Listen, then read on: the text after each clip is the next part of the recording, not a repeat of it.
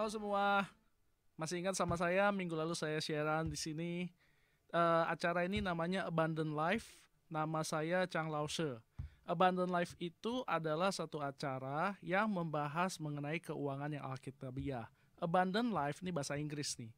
Maksudnya Abundant Life adalah hidup yang berkelimpahan. Abundant Life, hidup yang berkelimpahan.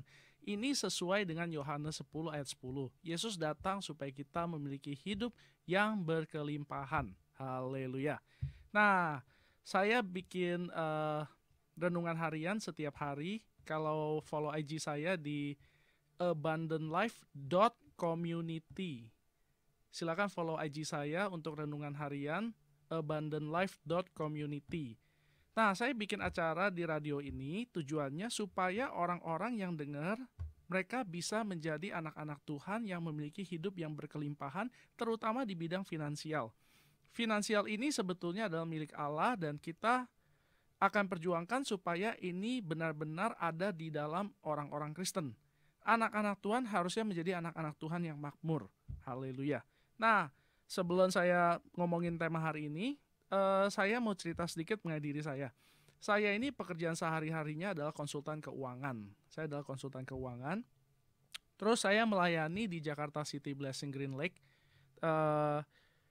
Jadi acara ini yang saya lakukan di sini adalah saya menjelaskan bagaimana kita orang-orang Kristen ini kita bisa mengerti hal-hal rohani dan kita bisa aplikasikannya. Karena kadang-kadang kalau misalnya kita dengar orang-orang ngomong di gereja gitu, Pak Pendeta dia cerita tentang firman, tapi kita tidak mengerti bagaimana aplikasinya. Nah, uang itu bukan bicara selalu soal rohani, tapi juga soal teknis, soal aplikasi. Nah, ini penting. Nah, jadi hari ini saya akan bicara soal firman, minggu depan saya akan bicara lebih sedikit aplikatif. Apa sih yang harus kita lakukan supaya kita ini tanda kutip diberkati? Oke? Kalau misalnya Anda mau tanya atau Anda mau komen, Anda bisa buka di YouTube-nya Heartline Network. Oke, ini acaranya live nih, sekarang ada di Heartline Network. Anda bisa WhatsApp ke 0855 885 1006. Sekali lagi, 0855 885 1006. Sekali lagi, 0855 885 1006. Atau Anda bisa telepon. Teleponnya ke 591 9244.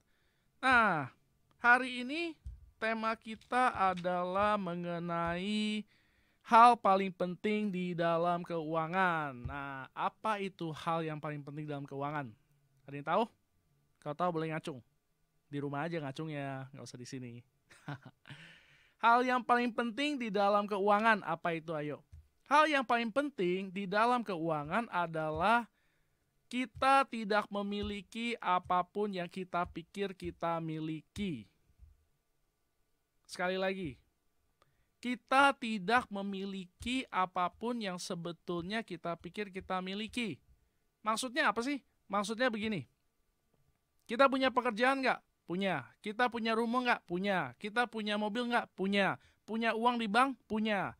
Itu semua bukan punya Anda. Haleluya, itu bukan punya Anda. Jadi kalau gitu punya siapa dong? Punyanya Tuhan. Nah loh, Mazmur 24 ayat 1 berkata bahwa, saya baca dulu.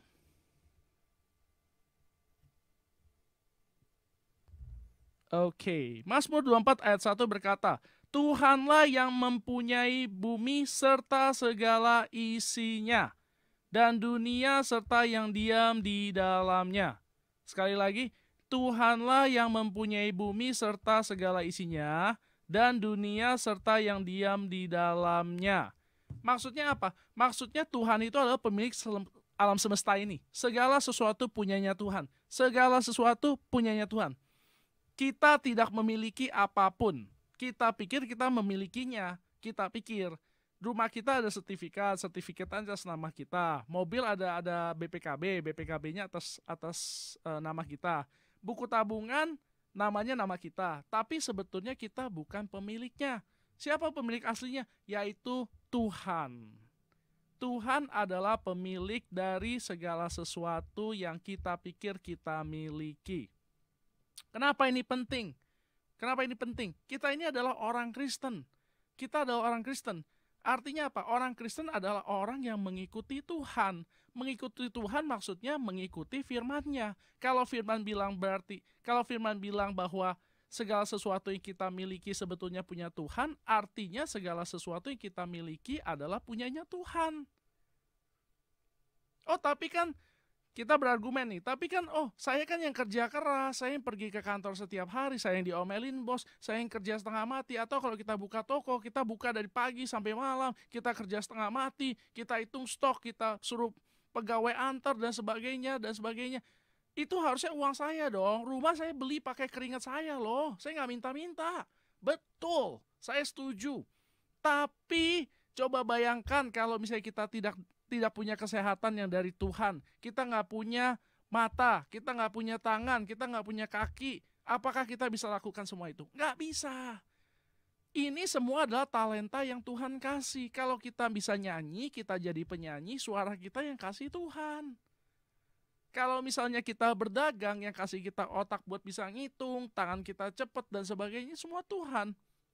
Jadi kita ini harus mengerti bahwa apa yang kita pikir kita miliki sebenarnya bukan milik kita, miliknya Tuhan. Nah, semakin cepat kita mengerti ini dan kita menerima ini, semakin mudah buat Allah itu memberkati kita. Orang-orang yang tidak membiarkan Allah itu menjama keuangannya, tidak bisa diberkati keuangannya. Saya bukan bilang nggak bisa kaya, saya bilang nggak bisa diberkati keuangannya.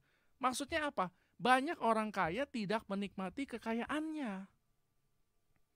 Tuhan itu bukan mau supaya kita hidupnya menderita. Maksudnya Tuhan itu segala sesuatu itu punya Dia supaya Dia bisa memberikan kenikmatan bagi orang-orang.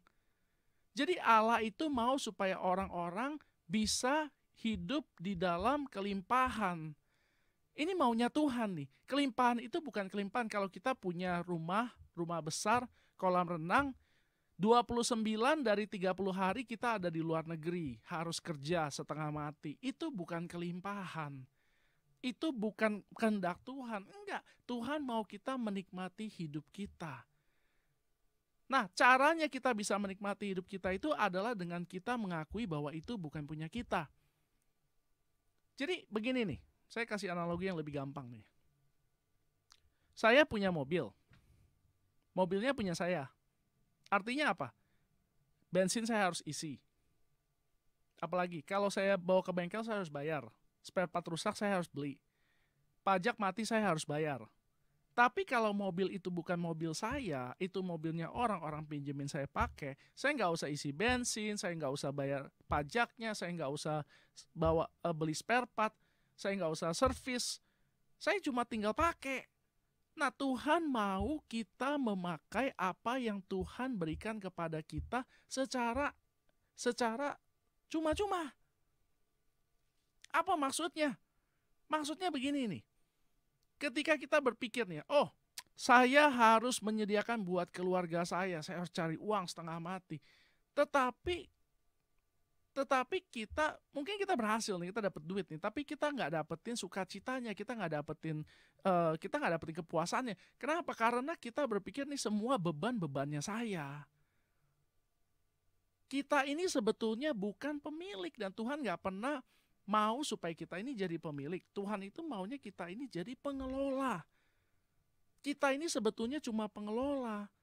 Pengelola itu kayak orang yang makan gaji.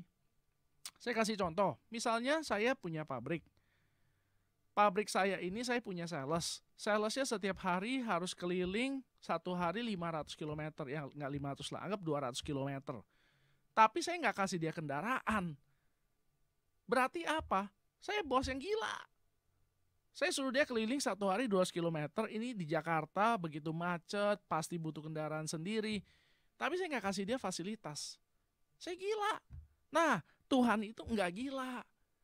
Tuhan itu mau kita mengakui dia sebagai Tuhan, sebagai pemilik, sebagai orang yang memberikan kita semua itu. Kita hanyalah orang yang mengelolanya saja. Jadi tidak ada beban pada kita.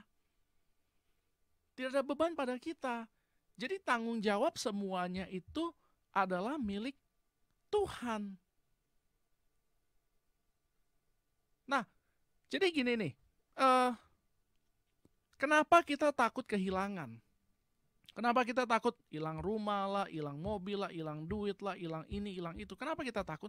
Semua karena kita pikir itu punyanya kita. Kalau punyanya kita takut. Tapi kalau bukan punya kita nggak takut.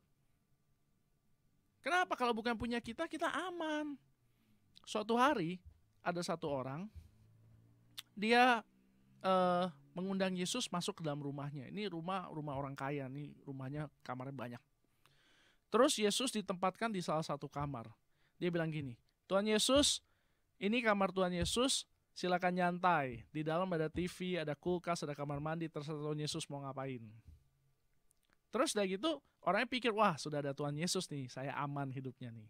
Tiba-tiba ada yang ketok pintu. Ketok pintu, pintunya dibuka, ternyata adalah iblis.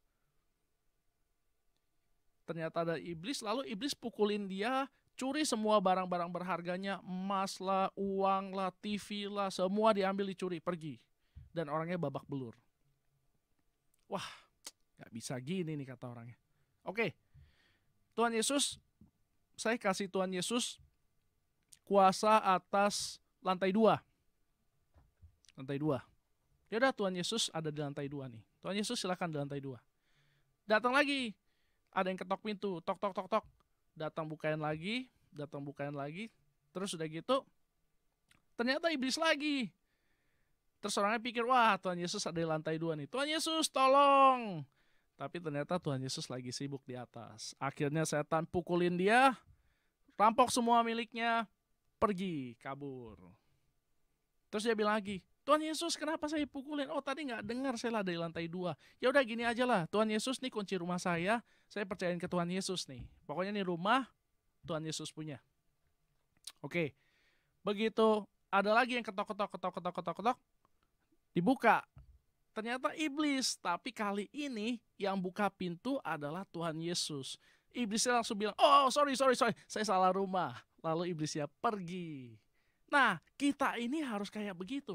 Yohanes 10 ayat 10 berkata, pencuri itu datang untuk mencuri, membunuh, dan membinasakan. Kenapa dia bisa mencuri? Karena kita memilikinya. Sekali lagi nih, kenapa iblis bisa datang mencuri? Karena kita memiliki sesuatu yang bisa iblis curi. Kalau kita nggak punya sesuatu buat iblis curi, iblis tidak bisa mencurinya. Kalau semua harta kita punyanya Tuhan, iblis nggak bisa curi. Kalau hartanya harta kita, iblis bisa curi. Kalau hartanya harta Tuhan, iblis nggak bisa curi. Jadi langkah pertama, langkah utama buat keuangan adalah kita harus mengerti bahwa semua yang kita miliki itu adalah miliknya Tuhan.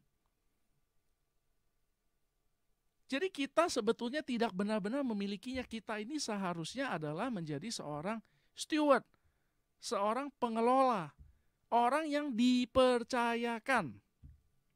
Orang yang dipercayakan. Jadi Tuhan itu mempercayakan kita sesuatu. Tuhan itu mempercayakan kita sesuatu. Nah, apa yang kita perlu lakukan sebagai seorang pengelola? Kita perlu setia. Apa sih yang Tuhan cari? Tuhan mencari orang yang setia. Nah, kita lihat di Matius 25. 25 ayat 14 sampai 29. Ini panjang banget nih. Matius 25 ayat 14 sampai 29. Sebab hal kerajaan surga sama seperti seorang yang mau bepergian ke luar negeri, yang memanggil hamba-hambanya dan mempercayakan hartanya kepada mereka. Yang seorang diberikan 5 talenta, yang seorang lagi 2, dan yang seorang lagi 1, masing-masing menurut kesanggupannya. Oke, garis bawahi kata menurut kesanggupannya, oke? Lalu ia berangkat, nah si bangsawan ini berangkat nih, ayat 16. Segera pergilah hamba yang menerima talenta itu. Ia menjalankan uang itu lalu beroleh laba 5 talenta. Hamba yang menerima 2 talenta itu pun berbuat demikian dan berlaba 2 talenta. Tetapi hamba yang menerima 1 talenta itu pergi dan menggali lubang di dalam tanah, lalu menyembunyikan uang tuannya. Lama sesudah itu pulanglah tuan hamba-hamba itu lalu mengadakan perhitungan dengan mereka. Nah lo, serem gak? Mau diadakan perhitungan nih. Hamba yang menerima 5 talenta itu datang dan ia membawa laba 5 talenta. Katanya, Tuan, 5 talenta Tuan percayakan kepadaku. Lihat, aku udah untung 5 talenta. Lalu tuannya bilang gini, baik sekali perbuatanmu itu, hai hambaku yang baik dan setia. Engkau telah setia dalam perkara kecil, aku akan memberikan kepadamu tanggung jawab dalam perkara yang besar. Masuklah dan turutlah dalam kebahagiaan Tuanmu. Nih, hamba kedua nih. Datanglah hamba yang menerima 2 talenta. Katanya, Tuan, 2 talenta yang Tuhan percaya kepada saya. Lihat nih, saya udah untung 2 talenta. Haleluya. Cos dulu dong, cos. Oke. Maka kata tuannya itu kepadanya, baik sekali perbuatanmu itu, hai hambaku yang baik dan setia. Engkau telah setia memikul tanggung jawab dalam perkara yang kecil. Aku akan memberikan kepadamu tanggung jawab dalam perkara yang besar. Masuklah dan turutlah dalam kebahagiaan Tuanmu. Kini datanglah juga hamba yang menerima 1 talenta itu dan berkata, Tuan, aku tahu bahwa Tuhan adalah manusia yang kejam, yang menuai di tempat di mana Tuhan tidak menabur, dan yang memungut dari tempat di mana Tuhan tidak menanam. Karena itu aku takut dan pergi menyembunyikan talenta Tuhan itu di dalam tanah. Ini, terimalah kepunyaan Tuhan, kata si hamba itu tuh. Lalu tuannya jawab nih, hai kamu hamba yang jahat dan malas. Jadi kamu sudah tahu bahwa aku menuai di tempat di mana aku tidak menabur dan memungut dari tempat di mana aku tidak menanam. Karena itu sudahlah seharusnya uangku itu kau berikan kepada orang yang menjalankan uang, supaya sekembaliku aku menerimanya serta dengan bunganya. Sebab itu ambillah talenta itu daripadanya dan berikanlah kepada orang yang mempunyai 10 talenta itu. Ini ayat terakhir. Karena setiap orang yang mempunyai kepadanya akan diberi, sehingga ia berkelimpahan. Tetapi siapa yang tidak mempunyai, apapun juga yang ada padanya akan diambil daripadanya. 2 ayat terakhir nih saya ulang, ini penting sekali. Jadi sebab itu ambillah talenta itu yang dikubur itu dan diberikan kepada orang yang sudah punya 10 talenta. Karena setiap orang yang mempunyai kepadanya akan diberi sehingga ia berkelimpahan. Tetapi siapa yang tidak mempunyai, apapun juga yang ada padanya akan diambil daripadanya. Oke, saya cerita sedikit habis itu kita break ya. Jadi tuannya itu kan dia mau lihat nih, ini hamba setia apa enggak setia nih. Dia tes ya, ini tes nih, dikasih talenta. 1 talenta itu sama dengan 34 kilo, sama dengan uang yang sangat banyak. Jadi orang yang terima 5 talenta terima uang banyak sekali. Lalu yang terima 2 talenta ini terima uang yang banyak. 1 talenta terima uang yang lumayan banyak. Jadi ketika mereka dipercayakan, mereka berbuat sesuai sama kesanggupannya nih. Yang 5 menghasilkan 5, yang 2 menghasilkan 2, yang 1 malas. Nah, Tuhan itu memberikan kita itu talenta. Jadi semua datang dari Tuhan. Apa yang Tuhan mau dari kita adalah kita setia melakukan apa yang Dia sudah taruh ke dalam tangan kita. Jadi kita adalah hamba. Talenta itu datang dari Tuhan, Dia kasih ke kita, dan kita itu dinilai dari kesetiaan kita. Semakin kita setia, semakin bagus kerja kita, semakin kita akan dipercayakan. Oleh karena itu, talenta yang 1 itu yang dikubur itu diberikan kepada yang punya 10. Kenapa? Karena dia punya kesanggupan untuk mengelolanya. Nah, uang itu kayak begini nih. Kalau kita tidak bisa kelola sebulan 5 juta, kita tidak bisa kelola sebulan 10 juta. Kalau tidak bisa kelola sebulan 10 juta, tidak bisa kelola sebulan 20 juta. Waktu saya kecil, Papa saya suka ngomong begini, ini zaman saya kecil tuh zaman orang masih pakai kaset. Kaset player kalau ada yang tahu kaset. Nah, papa saya bilang begini, kalau kasetnya berantakan, nak, ini kasetnya berantakan, kalau nggak bisa urus, papa buang 5 ya. Kalau masih nggak bisa urus, papa buang 5 lagi. Kalau masih nggak bisa, papa buang terus sampai habis. Haleluya. Haleluya. Artinya apa? Kita punya kesetiaan di dalam mengelola apa yang Tuhan percayakan itu sangat vital. Semua orang diberikan talenta sama Tuhan. Gak ada orang yang gak punya talenta. Gak ada orang yang gak punya kemampuan. Apalagi kita orang Kristen. Orang dunia aja diberikan talenta, apalagi kita orang Kristen. Tapi Tuhan mau supaya kita mengelolanya dengan setia. Langkah pertama untuk kita setia adalah pertama-tama kita harus mengerti bahwa ini bukan punya kita. Ini adalah punyanya Tuhan. Kalau ini punyanya Tuhan artinya apa? Kita harus melakukan sesuai dengan kehendak Tuhan. Kita harus memakai uang atau apapun yang kita miliki, harta kita, sesuai dengan kehendak Tuhan. Oke, sebentar lagi kita mau break. Kalau ada yang mau tanya boleh WhatsApp ke 0855 885 1006. Sekali lagi 0855 885 1066. Boleh telepon ke 591 9244. 591 9244. Atau silakan komen di Heartline Network di YouTube, Heartline Network. Oke? Kita break dulu 5 menit. Oke, kembali lagi. Nah, jadi tadi kita udah ngomong soal kita ada pengelola uang, kita ada pengelola harta yang Tuhan percayakan kepada kita, Tuhan adalah pemiliknya, dan kita diminta untuk setia. Mari kita lihat ayat ya, Lukas 16 ayat 10 sampai 11. Barang siapa setia dalam perkara kecil, ia setia juga dalam perkara-perkara besar. Dan barang siapa tidak benar dalam perkara-perkara kecil, ia tidak benar juga dalam perkara-perkara besar. Jadi jika kamu tidak setia dalam hal mamon yang tidak jujur, siapakah yang akan mempercayakanmu harta yang sesungguhnya? Jadi Tuhan lagi ngomong nih, orang kalau nggak setia hal kecil, nggak akan setia hal gede.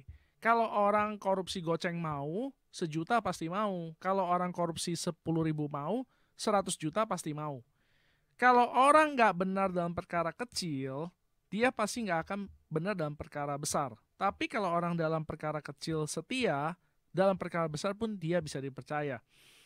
Nah, mamon yang tidak jujur itu apa? Mamon yang tidak jujur itu adalah uang. Maksudnya apa? Di mata Tuhan, uang adalah hal yang paling kecil. Uang adalah perkara kecil. Uang adalah hal sepele. Kok bisa? Kalau Anda pernah baca Wahyu, Anda bakal tahu kalau emas itu dipakai buat jadi jalan di surga. Jadi bayangkan ya, emas yang kita agung-agungkan itu di bumi ini, di surga itu cuman pantas buat jadi jalan, buat jadi aspal. Terus batu-batu berharga yang di dunia ini mahal itu cuma jadi dasar di surga. Cuma dasarnya doang, dia punya pondasi. Jadi buat Tuhan uang itu hal sepele. Hal sepele. Tuhan itu nggak lihat uang itu sebagai hal yang besar. Kenapa begitu? Karena begini, Tuhan Yesus itu nggak datang ke dunia mati buat uang. Tuhan Yesus nggak datang ke dunia mati buat gedung mewah. Tuhan Yesus nggak datang ke dunia mati buat properti. Nggak mati buat batuan berharga. Enggak, Tuhan Yesus mati buat yang dia anggap paling berharga. Apa itu yang Tuhan Yesus anggap paling berharga? Anda dan saya. Orang itu adalah yang dianggap Tuhan Yesus sebagai yang paling berharga. Kita lihat di 1 Petrus 1 ayat 18 sampai 19. 1 Petrus 1 ayat 18 sampai 19. Sebab kamu tahu bahwa kamu telah ditebus dari cara hidupmu yang sia-sia, yang kamu warisi dari nenek moyangmu. Itu bukan dengan barang yang fana, bukan pula dengan perak atau emas, melainkan dengan darah yang mahal, yaitu darah Kristus yang sama seperti darah anak domba yang tak bernoda dan tak bercacat. Jadi kita pikirnya gini nih ya, kalau saya punya mobil Lamborghini, Saya nggak mungkin bilang sama orang yang naik mobil Avanza, kita tukar mobil yuk. Saya nggak akan lakukan itu, saya bodoh. Saya nggak gila. Tetapi Tuhan Yesus yang nilainya luar biasa tinggi, minta ditukar sama manusia. Kok bisa? Karena dia anggap manusia itu begitu luar biasa, penting, berharga, mulia, luar biasa. Anda dan saya di mata Allah itu begitu berharga, begitu mulia, begitu luar biasa. Jadi Tuhan bilang begini nih, kalau kamu setia sama hal uang, saya akan percayakan kamu harta yang sesungguhnya, yaitu orang. Orang buat apa? Orang buat kamu layani. Kalau kamu setia, maksudnya setia apa sih? Tadi saya udah bilang nih, jadi kita ini harus mengerti bahwa Tuhan itu adalah pemilik segala harta kita. Jadi kita perlu setia, maksudnya adalah kita memakainya sesuai dengan kehendak Tuhan. Bagaimana caranya? Begini, misalnya kita mau beli mobil. Tuhan, saya mau beli mobil apa? Kasih tahu dong. Tuhan akan kasih tahu. Tuhan, saya mau beli rumah, atau saya mau beli apartemen. Mau beli yang mana? Harga berapa? Tanya Tuhan. Tuhan, saya punya uang lebih segini nih, ini uangnya mesti kasih kemana? Udah pasti saudara, kalau saudara punya income, saudara harus memberi ke tempat yang di mana Anda diberkati. Misalnya Anda pergi satu gereja, secara rutin Anda diberkati, bertumbuh di sana, tentu Anda perlu memberi ke sana. Ini sudah pasti. Jadi berilah kemana Anda makan. Tetapi gini, kadang-kadang orang suka memperlakukan persembahan atau perpuluhan nih kayak kita nih. Oke, Tuhan, gua udah kasih perpuluhan ya, udah selesai ya, kita udah beres nih ya. Oke, ini duit gua udah kasih lu perpuluhan, selesai, beres. Enggak. Justru sebetulnya persembahan kita, perpuluhan kita itu kita kasih ke Tuhan itu sebetulnya sebagai suatu lambang. Lambang bahwa kita menerima sesuatu dari Tuhan. Lambang bahwa kita sebetulnya ini hasil berkatnya Tuhan, sehingga kita memberikan sedikit kepada Tuhan sebagai lambang nih. Saya mengakui bahwa Tuhanlah yang memberkati saya. Itu adalah fungsi dari persembahan dan perpuluhan. Tetapi Tuhan itu pemilik 90% uang Anda sisanya. Bukan cuma 10% itu doang. Jadi 90% itu kita perlu tanya nih sama Tuhan. Tuhan mau bagaimana cara baik buat memakai uang ini? Kita perlu. Tuhan itu bukan Tuhan yang pelit. Oh, kamu cuma boleh pakai 10% dari penghasilan kamu. Sisanya kamu semua harus kasih ke gereja. Enggak. Tuhan mau kita hidup berkelimpahan. Kenapa perlu semua harta kita punyanya Tuhan supaya nggak dicuri iblis? Saya tadi sudah singgung. Ya, jadi ketika kita pikir itu punya kita, iblis bisa curi. Tapi kalau kita bilang itu punya Tuhan, iblis nggak bisa curi. Nah, jadi Tuhan mau kita bisa menikmati apa yang sudah Dia berikan kepada kita. Oleh karena itu kita perlu mentransfer kepemilikan kita kepada Allah. Nah, ketika kita menjadi steward, kita menjadi seorang pengelola keuangan, kita tanyalah, Tuhan, apa yang harus saya lakukan dengan uang yang ada? Atau kalau misalnya nggak ada uang, kita juga bilang, Tuhan, kasih saya kerjaan dong, saya perlu kelola sesuatu. Tuhan percaya nggak sama saya? Gitu. Jadi jangan khawatir, karena Tuhan sebetulnya, nah ini prinsip selanjutnya nih. Sebetulnya Tuhan bukan cuma pemilik dari harta Anda, Tuhan juga adalah pemilik Anda dan saya. Jadi 1 Petrus 1 ayat 18-19 bilang kita sudah ditebus. Ditebus maksudnya apa? Ditebus maksudnya kita sudah dibeli. Anda dan saya bukan lagi punya Anda dan saya. Anda dan saya adalah punyanya Kristus. Karena kita sudah dibeli. Sudah dibeli. Dan deal. Tuk-tuk. Sudah selesai. Terus kita harus mesti ngapain? Ya hidup ini kita mesti tanya sama Tuhan. Tuhan kan udah beli saya nih, saya fungsinya apa?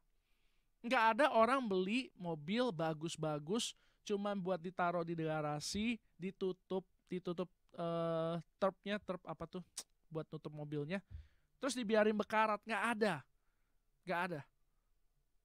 Kita ini barang berharga. Tuhan punya keinginan untuk memakai hidup kita. Tuhan memiliki keinginan buat memakai hidup kita. Nah, kita itu punyanya Tuhan. Jadi bukan cuma hartanya kita punyanya Tuhan, kitanya sendiri punyanya Tuhan. Kalau misalnya kita bikin salah, kita membuat masalah, kita punyanya Tuhan. Artinya apa? Begini, saya punya anak saya umurnya 13 bulan. Kalau saya ajak dia ke mall, dia lagi di jalan, terus dia pecahin barang, apakah dia bisa ganti? Dia nggak bisa ganti. Dia belum kerja, dia nggak punya duit. Siapa yang harus ganti? Ya saya, bapaknya. Jadi saya adalah punyanya Tuhan. Anda adalah punyanya Tuhan. Masalah kita pun masalahnya Tuhan. Harta kita pun hartanya Tuhan. Baik-baiknya kita adalah punyanya Tuhan. Jelek-jeleknya kita punyanya Tuhan juga. Jadi Tuhan itu adalah pemilik segala sesuatu. Bukan cuma harta doang, tapi kita semua miliknya Dia. Maksudnya apa? Maksudnya begini. Tuhan itu mau hidup kita sejahtera. Tuhan mau hidup kita berhasil. Tuhan mau kita hidupnya berkelimpahan. Satu-satunya caranya itu bisa dilakukan adalah dengan kita mengerti dan kita tinggal di dalam kepemilikan Dia. Kita ini yang ciptain Tuhan. Tuhan tahu seperti apa kita, apa talenta kita, paling bagus kita ngapain. Setuju ya? Jadi Tuhan itu mau memanfaatkan potensi kita untuk kebaikan kita, bukan untuk Dia. Tuhan gak untung apa-apa dari kita. Tuhan tuh pemilik alam semesta. Buat Dia kita kasih gak kasih perpuluhan, itu bukan buat Dia, itu buat kita. Kenapa kita perlu memberi kepada Tuhan? Untuk menunjukkan bahwa Dia adalah pemilik segala sesuatu, pemilik harta kita. Kenapa kita perlu memberi? Untuk menunjukkan hati kita. Tuhan tuh tidak butuh kita punya pemberian, Tuhan mau tahu hati kita. Firman berkata bahwa di mana hartamu berada, di situ hatimu. Ketika kita beri kepada Tuhan, kita tahu rupanya hati kita ada pada Tuhan. Tuhan mencari orang-orang yang hatinya pada Dia, yang setia pada Dia. Untuk apa? Untuk dilimpahi segala kekuatan. 2 Tawarik 16 ayat 9a. Jadi artinya apa? Artinya begini, artinya Tuhan tidak mau tahu kita tanda kutip talenta di mana, jelek di mana. Pokoknya kita cuma perlu berserah kepada Dia. Kita cuma perlu percaya sama Dia, kita cuma perlu bersandar sama Dia. Tuhan, ini duit saya, ini hidup saya, silakan lakukan apa yang Tuhan mau. Kasih tahu saya mesti ngapain. Begitulah sikap kita seharusnya sama Tuhan. Jangan, nggak ada masalah nih, kita boleh punya rencana. Rencana A, rencana B, rencana C, rencana terserah. Tapi firman berkata, Amsal 3 berkata, akuilah jalanmu kepada Tuhan, maka Ia akan meluruskan jalanmu. Artinya apa? Kita punya rencana. Kita bawa ke Tuhan, Tuhan saya punya rencana kayak begini. Pendapat Tuhan bagaimana? Sama kayak keuangan. Keuangan, buatlah rencana keuangan. Tuhan, saya income-nya segini. Saya pengeluarannya segini. Saya punya rencana begini dengan uang ini. Dengan hidup saya juga. Tuhan, menurut Tuhan bagaimana? Bagaimana? Ini penting sekali. Banyak anak-anak Tuhan, mereka bilang, Tuhan yang punya harta saya, tapi mereka hidupnya sesuka mereka. Tuhan, saya ini sudah dibeli oleh Engkau, tapi terserah mereka mau bagaimanapun hidupnya. Ini gak sesuai sama firman. Dan Tuhan tidak bisa melawan kehendak bebas Anda. Kalau Anda maksa, Anda mau melakukan hal yang gak benar, Tuhan gak bisa apa-apa. Jadi gini, Tuhan itu mau kita hidupnya sejahtera full. Artinya apa? Bukan cuma hal-hal baik aja, tapi hal-hal buruk semua kita kasih ke Tuhan. Kita kasih ke Tuhan diri kita. Kita penting buat kita. Penting buat kita itu menyerahkan diri kita, keuangan kita, semua masalah kita kepada Tuhan. Karena Dia adalah pemilik kita, Dia sudah membeli kita ini punyanya Tuhan. Jadi kita punya masalah, kita coba bereskan sendiri. Gak ada duit, bereskan sendiri. Capek, gak kuat, gak ada hasil. Terus bagaimana dong? Tanya sama Tuhan. Tuhan ciptakan saya buat apa? Talenta saya di mana? Saya cocoknya kalau cari uang bagaimana? Ini yang harus kita lakukan.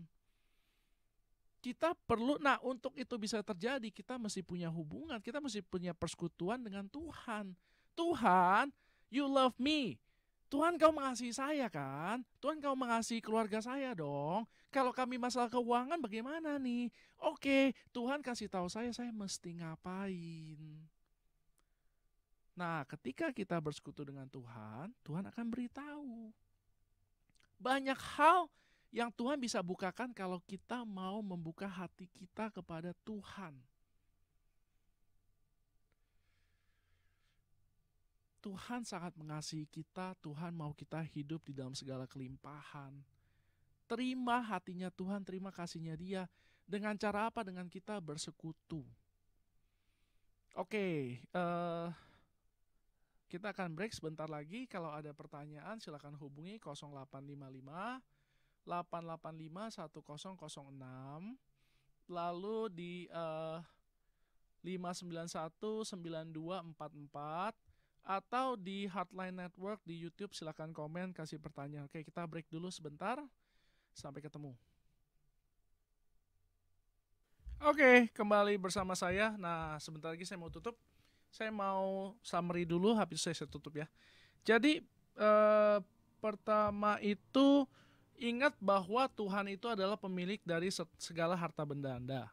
Kedua, ingat bahwa Tuhan adalah pemilik Anda. Jadi mau baik atau buruk, itu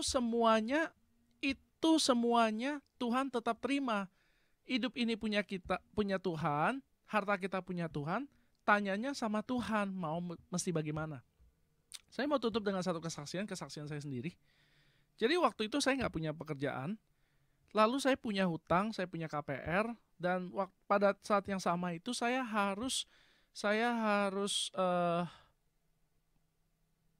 memberikan biaya hidup kepada orang tua saya. Tidak ada pekerjaan, ada sedikit uang, saya harus bayar KPR, harus kasih biaya hidup. Waktu-waktu itu sangat menakutkan. Apa yang saya lakukan? Saya berdoa. Saya tanya sama Tuhan, Tuhan ini mesti bagaimana? Tuhan bilang begini sama saya, kamu punya saya. Saya Chang ini, saya punyanya Tuhan. Artinya apa? Artinya, terus saya tanya, maksudnya apa Tuhan? Maksudnya, apapun yang kamu punya, punyanya saya. Saya tanya lagi, Tuhan kalau gitu maksudnya apa? Maksudnya, masalah kamu adalah masalahnya saya. Jadi bagaimana Tuhan? Ya udah, masalah kamu kasihlah kepada saya. Nah, itu bulan Desember ya, bulan Desember. Lalu, kalau gitu, oke, saya setuju Tuhan. Tuhan, saya serahkan masalah saya ke dalam tangan Tuhan. Setiap kali saya ingat, saya takut, saya bilang, Tuhan, saya serahkan masalah ini kepada tangan Tuhan. Setiap kali saya ingat, saya takut, saya ngomong begitu, saya ingat, saya takut, saya ngomong begitu, terus menerus. Bulan Februari tiba-tiba masalah saya beres. Saya nggak lagi punya utang. Haleluya. Beres, res. Kita dikasihi Tuhan. Hidup kita mestinya diatur sama Tuhan supaya kita bisa hidup berkelimpahan sesuai sama kehendak Tuhan. Jadi, hiduplah dengan cara Tuhan, jangan hidup dengan cara sendiri. Pakailah uang Anda, pakailah hidup Anda sesuai dengan kehendak Tuhan. Nah, sebelum saya tutup, saya mau kasih tahu dulu. Kalau ada yang diberkati oleh siaran ini, ingin mendukung program ini, boleh kontak 0819 3218 4218. Oke, kalau ada yang mau bertanya, butuh bantuan doa, atau mau mendukung siaran ini, boleh kontak 0819 3218 4218. Saya berdoa supaya semua yang mendengar ini diberkati, supaya keuangannya baik. Terima kasih sudah dengarkan. Shalom.